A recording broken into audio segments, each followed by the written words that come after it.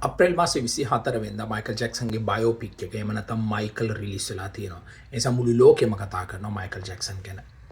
එහෙනම් මාත් කල්පනා කරා ජැක්සන්ගේ ලෙගසි එක එහෙම නැත්නම් මයිකල් ජැක්සන්ගේ පුරාවෘත්තය ගැන පොඩි විස්තරයක් කතා කරන්න. මයිකල් ඉපදෙන්නේ 1958 අගෝස්තු මාසේ 29 එක්සත් ජනපදයේ ගැරිවලදී.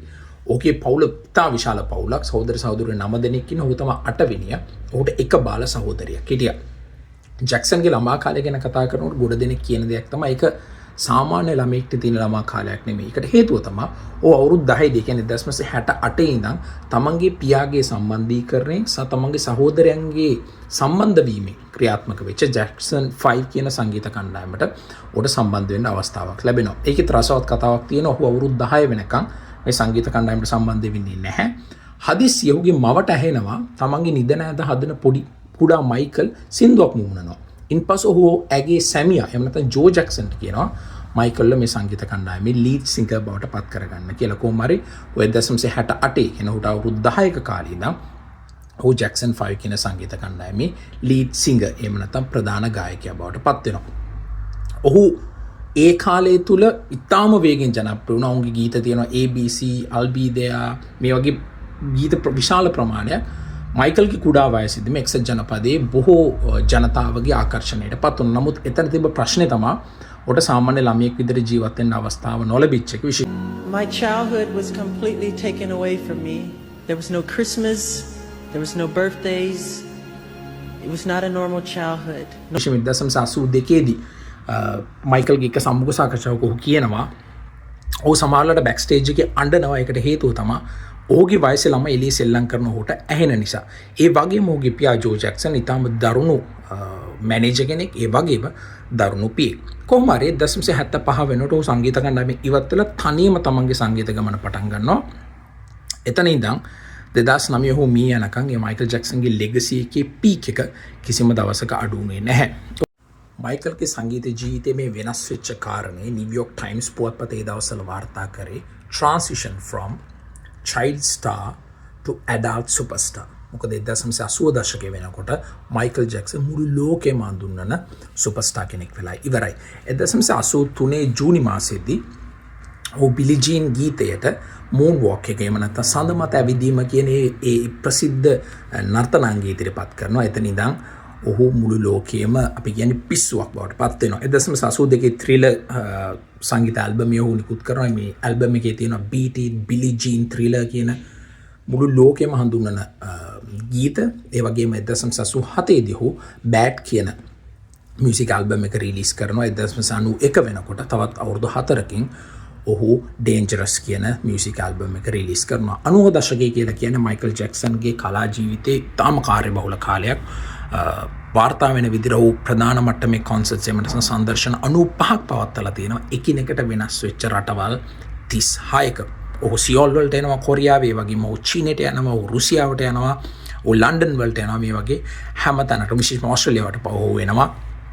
ඔහු මුළු ලෝකෙම දන්න ග්ලෝබල් සුපර්ස්ටාර් කෙනෙක් කියලා කියනවා. ඒ වගේම ඒ කාලේ බොහෝ දෙනෙක් කිව්ව දේ තමයි Michael is more popular than Jesus. ඒ කියන්නේ ජීසස්ටත් වඩා මයිකල් ජැක්සන් දැන් ලෝකයේ ප්‍රසිද්ධයි කියන කතාව. ඒ වගේම මයිකල්ගේ ජීවිතේ යම් යම් වෙනස්කමුත් සිද්ධ වෙනවා මේ කාලේ. විශේෂයෙන්ම 1988 දී ඩොලර් මිලියන් 20කට රෑන්ච් එකක් එහෙම නැත්නම් විශාල ගොවිපලක් මිලදී ගන්නවා කැලිෆෝනියාවේ. ඔය එකට දෙන නම තමයි නෙවර්ලෑන්ඩ් කියන එක. මේ නෙවර්ලෑන්ඩ් කියන නම එන්නේ හේතුව තමයි නෙවර්ලෑන්ඩ් කියන ඒ නම එන්නේ පීටර් පෑන් කියන අපි හැමෝම දන්න කතා මාලාවෙන් මයිකල් ජැක්සන් පීටර් පෑන් කතා මාලාවේ විශාල විශේෂ රසිකයෙක්. ඒ නිසා තමයි ඔහු තමන්ගේ රෑන්ච් එකට ඒක මම හිතන්නේ අක්කර 2700ක විතර විශාල ගොවිපලක් ඒකට නෙවර්ලෑන්ඩ් කියලා නම දාන්නේ. නමුත් එතන ඉඳන් අවුරුදු 20කට 25කට පස්සේ මයිකල්ගේ ජීවිතේ වෙනස් වෙච්ච මයිකල්ගේ ජීවිතේට වෙච්ච ගොඩාක් සිදුවීම් වලට බලපෑවෙත් මේ නෙවර්ලෑන්ඩ් වතු යාය. ඒ සිද්ධි පටන් ගන්නේ 2003 අවුරුද්දේ. 2003 අවුරුද්දේ ඩොකියුමන්ටරි එකක් රිලීස් වෙනවා Living with Michael Jackson කියලා. මේ ඩොකියුමන්ටරි එක පාදක කරගෙන එතනින් අවුරුදු 2ක් යනකොට දරුවෝ 13 දෙනෙකුයි ඒ දරුවෝ 13 දෙනාගේ දෙමාපියනුයි මයිකල් ජැක්සන්ට එරෙහිව ලිංගික අපචාර චෝදනාවක් එල්ල කරනවා නිව්යෝක් වලදී. උන් කියන්නේ තමන්ගේ දරුවන්ව නෙවර්ලෑන්ඩ් වතු යායට මයිකල් ජැක්සන් අරන් ගිහලා උන්ව ලිංගිකව අපහරණයට ලක් කරා කියලා. මේ වෙනුවෙන් විශේෂයෙන්ම ට්‍රයල් එකක් තියෙනවා. මේ ට්‍රයල් එක හැඳින්වෙන්නේ මයිකල් ජැක්සන් ට්‍රයල් කියලා. ප්‍රධාන චෝදනා 13ක කොට එල්ල වෙනවා. අවුරුදු මාස 4ක් විතර මේ නඩු විභාගය පැවැත්වෙන. නමුත් අවසානයේ මයිකල් මේකෙන් නිදහස් වෙනවා. හැබැයි ඔහුගේ ළඟම ඥාතීන් ඔහුගේ මිතුරන් පවා කියන්නේ මේ මයිකල් ජැක්සන් ට්‍රයල් කියන මේ නඩු විභාගය නිසා මයිකල්ගේ මානසික මට්ටම ඒ වගේම ඔහුගේ සෞඛ්‍ය තත්ත්වයත් ඉතා වේගයෙන් පිරිහුණා කියලා. ඒ වගේම මේ ට්‍රයල් එක ඉවර වුණාට පස්සේ Taman ඩොලර් මිලියන් 20ක් දීලා මිලදී ගත නෙවර්ලෑන්ඩ් වතු යායට මයිකල් ජැක්සන් නැවත කිසිම දවසක ගිහිල්ලා නැහැ ඔහුගේ මරණය වෙනකම්. ඒ කාලය තුළ බහරේනයේ අයර්ලන්තයේ තමයි වාසය කරේ. 2005 ඉඳන් 2009 වගේ අවුරුදු 4ක කාලය තුළ මේ ග්ලෝබල් සුපර්ස්ටාර් ගැන ලෝකේ කිසිම දෙයක් දැනගෙන හිටියේ නැහැ. විශේෂයෙන්ම අපි කියන මීඩියා ස්පොට්ලයිට් එකේ මයිකල් ජැක්සන් තනි කර අයින් වෙලා හිටියේ. හැබැයි 2009 පෙබරවාරි මාසයේදී ਉਹ විශේෂ මාධ්‍ය සාකච්ඡාවක් පවත්වලා කියන තමන් නැවතත් වර්ල්ඩ් ටුවර් එකක් එහෙම නැත්නම් ලෝක සවාරියක් පටන් ගන්නවා. ඒක පටන් ගන්නේ ලන්ඩන් වලින්.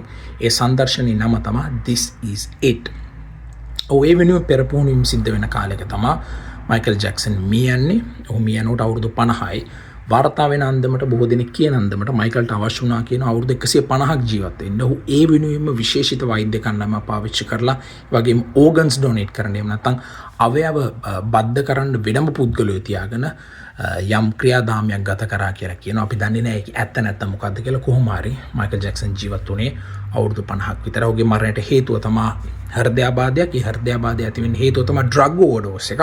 මේ ඩ්‍රග්ස් කියලා කියන්නේ අපි දන්න ඩ්‍රග්ස් නෙමෙයි. විශේෂයෙන්ම මයිකල්ට තිබුණා ඉන්සොම්නියා කියන තත්ත්වය. මේ ඉන්සොම්නියා කියන්නේ නිින්ද නොයෑමේ තත්ත්වයක්. මේ නිින්ද නොයෑමේ තත්ත්වයට ඔහුට නිදිපෙති විශාල ප්‍රමාණයක් ඔහුගේ පෞද්ගලික වෛද්‍යවරයා වශයෙන් ලබා දීලා තිබුණා.